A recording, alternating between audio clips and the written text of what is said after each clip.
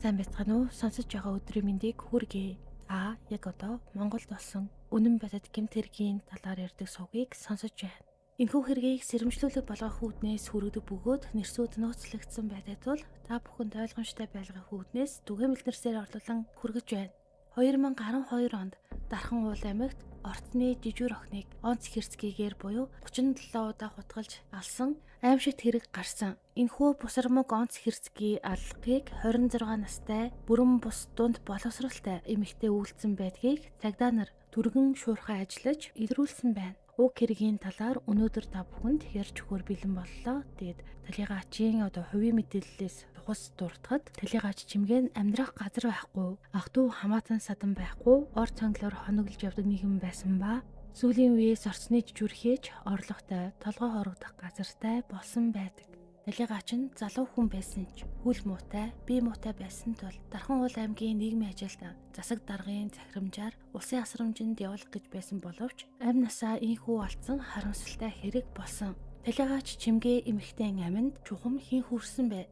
Яагаад хүрсэн бэ гэдэг асуулт бидэнд үлдэж байна. Уг хэрэг нь 2012 оны 3 дугаар сарын 11-ээс 12-нд шилжих шөнө гарсан ба ажлаа тараад гэртээ орох гээд явж байсан гэрчин шүүгдэгч талигач хоёрыг харсан байдаг. Тэрээр дараах зүйлсийг хэлсэн. Гэртээ орох гээд орц руугаа ортол жижүүрийн өрөөний хаалга хагас онгоргой байсан тул дотор нь хэн байгаа, юу болж байгаа нь харагдаж байсан. Тод улаан өнгийн үсэрхэг, юутантэй гүрдэгтэй эмэгтэй мөн орцны жижүүрийн өрөөнд амьдардаг. Хөл муутай охин хоёр юм яриад сууж байгаа нь харагдсан хэмээн ярьсан. Шүүгдэгч Арукан аж амьдралын хувьд эрхэлсэн тодорхой ажил байхгүй, мөн ах トゥ хамаатан садан байдаг ч тоодгүй, харилцаа холбоо байхгүй, хам бүл ганцаараа гэж явдаг байсан байна. Энэ хэргийн хамгийн том гэрчин гэх юм бол шүүгдэгч Арукагийн найз залуугийн мэдүүлэг байгаа. Ингээд тухайн мэдүүлгийг сонсцгоё. Хэдэн цаг болж байсныг мэдэхгүй Арука сохтуу орж ирчихсэн. Би хүү алчглаа гэж орилоод байсан. Тэгэхээр нь би Арукад чиний хүү ална гэж юу яддаг юм бэ? Дуугүй унт гэж хэлээд унтуулсан. Тэгээд маргааш өглөө нь гэгээ орчихсон байхад Арукас ирээд би хүү алчихсан байхаа гэж надад хэлсэн. Тэгээд хойлоо явъя. Миний шуудатын хувцас сунар хоол ундыг авъя гэхээр нь хаанд байгаа юм бэ гэж асуухад Биржийн доод талын ягаан байрны 2 дугаар орцонд байгаа гэж хэлсэн.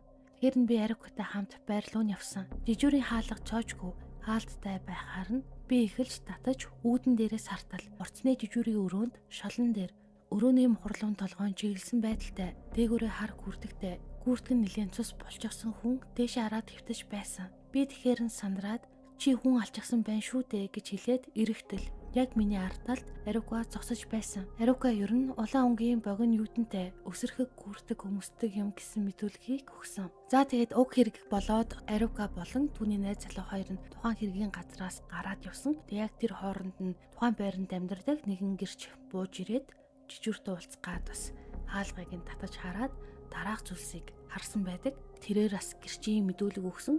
Гэрчийн мэдүүлгээс нь сонсцгоё. Хогоо уутанд хийгээд орцны жижүүр буюу цацрал төхөөр жижүүрийн байрны үдийг таттал цацрал өрөөнийхөө орны тэр хавьд ууланд толгоогоо ханд наагаад биеийн гулжигаад суучихсан. Нүүр нь нил цус болчихсон байсан. Тэгэхээр нь би хүүхдээ гэртээ оруулаад 4-р орцны жижүүр отгой эгчтэр очоод хүүшээ цацрал нил цус болчихсон байна. Хамтдаа хоёулаа очиж зүгээр хэсгийг нь үзье гэтэл тгийгээд хамт ирж хаалгыг нээгээд хартал цацрал хөдлөх шиг харагдсан. Тэгэхээр нь би цагдаа дуудыг битгий хөдөлгөөрөөгээд гэртээ орж ирээд гэрийнхээ утаснаас цагдаад дуудлага өгсөн. Өчигдөр орой 19 цагийн алдад гэртээ орж ирээд том өрөөний цонхоор гадагш хартал нилээн тод гуйны дээд хэсгээрээ татсан. Урт хиймэл үстэй юм шиг тод улаан өнгийн юудэнтэй гүрдэгтэй юудэнгийн өмссөн танихгүй хүүхэнтэй засрал 10 дугаар орцны чихтэй явж байсан хэмээг мэдүүлэг өгчээ. Энэ гэрчийн өмнө шүүгдэж Арука мөн түүний найз залуу хоёр нь ирж харчаад явсан гэсэндээ тэгээд найз залуу нь Арукад хэлээд чи ингээ гэрт очоод байж бай. Би араас чинь зах орчоод ирье гэж хэлээд явсан бэлээ. Тэгээд Арукаг тэдний гэрт нь байхад нь цагдаа нар ирж баривчилсан байдаг. Шүүгдэгч Арукагийн найз залуу зах ороогүй. Тэгээд цагдаагийн газарт бол энэ хэргийн талаар бол дуудлага мэдээлэл өгч мэдээлсэн байдгийн байлээ. Ингээд шүүх шинжилгээний газраас талигаачийн зохицост шинжилгээ хийсэн байдаг.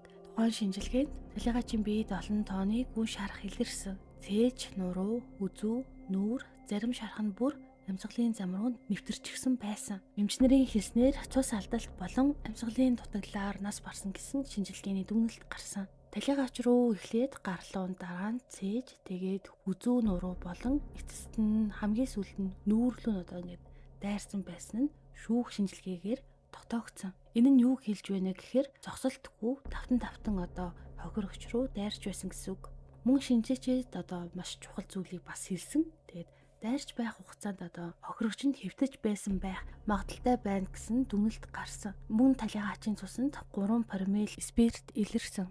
Энэ бол согтолтын хүнд зэрэг ийм хүн биеэ хамгаалах, мөн гарч цугтах боломжгүй байсан байх магадлалтай хэмээн үзсэн. Тэгээд хавтас хэрэг цугларсан шүүхийн хилцүүлгээр шинжилэн судлагдсан баримтууд нь хэргийг хэрэн шийдвэрлэхэд хангалттай байсан ба шүүгдэгч Аруйкан сутруулах ундаа хэрэгэлсэн үедээ маргаан үүсгэж зодтолцсон. Тэгээд түүний нэгч биш, 2 удаач биш, маш олон удаа гутгалсан нь тогтоогдсон. Тиймээс шүүх энэ хэргийг зүгээр нэг маргаанаас үүссэн хэрэг биш. Онц харгас хэрцгий аргаар хүний амь насыг хөнөөсөн хэрэг гэж үзсэн. Тэгээ шүүгдэж Аруйкаг уг хэрэгт гин буруутай хэмээн тооцсон. Уг хийсэн хэрэгтээ шүүгдэж Аруйкан дараах мэдүүлгийг өгч хэрэгээ хүлээсэн байдгийм байна.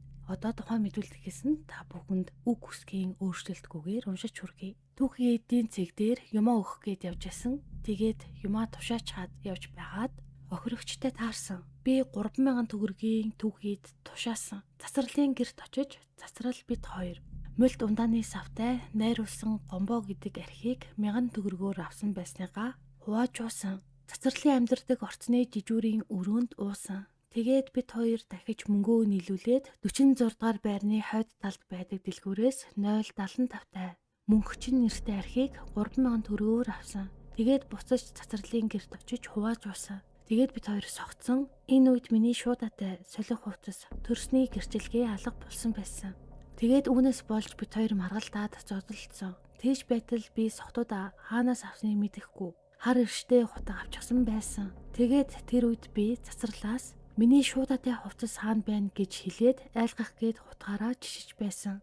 Би цацралыг хатгаснаа мэдэж байсан. Харин хэдэн удаа хаана хатгаснаа мэдэхгүй байсан юм хэмээн мэдүүлэг өгөн уг хийсэн хэрэгээ хүлээн зөвшөөрсөн. Шүүгдэгчид сэтгцийн эмгэгийн шинжилгээ хийсэн байдаг бөгөөд тухайн шинжилгээгээр шүүгдэгчийн сэтгцийн хувьд эрүүл хийсэн хэрэгээ хүлээх бүрэн чадвартай юм гарсан. Тэгээ тухайн үед хийчихсэн үйлдэлээ мэдэж байсан.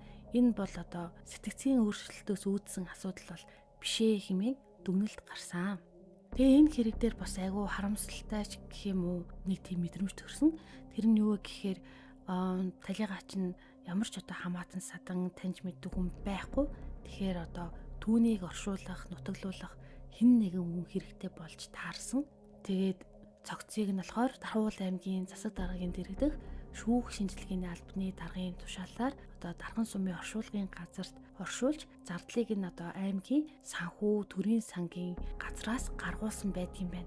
Тэгээд шүүх шинжилгээний албаны хүсэлт гаргасны дагуу цацралын цогцыг бас мөн адил 1 сар орчим настай бас хариуцах эзэнгүй нэран цогц олдсон байлээ яг тухайн үед. Тэгээд энэ хоёр хүний цогцыг оршуулгаад нийтдээ 775,900 төгрөгийн зардал гарсан байдсан байлээ. Гэхдээ энэ 775,900 төгрөгийн хэдэн төгрөгийн цацралыг оршуулахад гарсан. Хэдэн төгрөг нь нэран цогцыг оршуулахад гарсан. Тэрийг нь ялгаж салгаад цацралыг оршуулсан зардлыг нь шүүгдэгчээс нэхэмжлэх хэрэгтэй гэдгийг шүүх дурдсан. За тэгээд энэ хэрэг дээр шүүхэн нийцсэн шийдвэрийг гаргасан. Тэгээд энэ хэргийг бол энгийн хүний амь насанд хүрсэн хэрэг бол байгаагүй гэж үзсэн. Онц хэрцгий аргаар хүний амь насанд хүрсэн гэж шүүхт өгнээд шүүгдэж Аруйкад 20 жилийн хорих ялыг оноосон. Уг эдлэх ялыг хаалттай хорих ангид биш, чанга дэглэмтэй ангид эдлүүлэхээр болсон байна. За тэгээд өнөөдрийн харамсалтай хэрэг маань энд хүрээд дуусж байна. Тэгээд намайг дэмждэг хүмүүстээ маш их баярлалаа. Дандаа урмын үг үлдээдэг та бүхнээс эрч хүчийг аваад дараагийн дугаараа бэлдэх шалтгаан манд болдсон шүү. Тэгээд суугаад агсан бол үзсэн видеогоо лайклаад өгөөрэй. Мөн суугаад агаагүй байгаа бол үзсэн видеогоо лайклангаа суугаад агаарай. Тэгэх юм бол та миний дараагийн дугаарыг хүлээн авч сонсох болно. Мөн надад оруулж байгаа маш том хувь нэмэр гэсэн үг шүү. Тэгээд дараагийн дугаараараа уулзтлаа. Түр баяртай.